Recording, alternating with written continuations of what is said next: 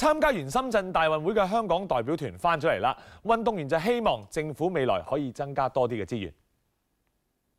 香港代表團喺深圳大運會嘅女子個人佩劍、體操項目嘅女子跳馬同埋田徑項目嘅男子4×100米接力，總共攞到3面銅牌，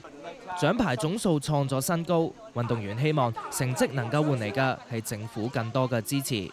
即係有啲經濟上啊，或者資源啊、器材啊，咁嗰啲 support 令到佢哋即係有一個無後顧之憂，又可以讀到書，可以照顧到將來嘅同時，又可以繼續做翻佢中意嘅運動咁樣咯。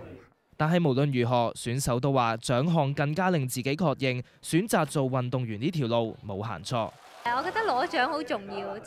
即係令到我會更加肯定自己，同埋會更加有個推動力，想去即係做得更加好咁咯，係啊。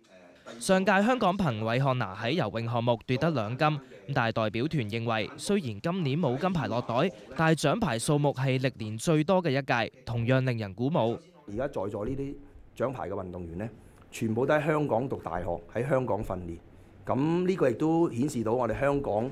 都可以係喺世界大學生運動會裏邊咧係有競爭力嘅。運動員都話今次攞到好嘅成績，增加咗佢哋嘅自信，有信心將來喺其他嘅比賽入邊都可以攞到更加好嘅成績。無線電視記者施瑜報導。最後睇下。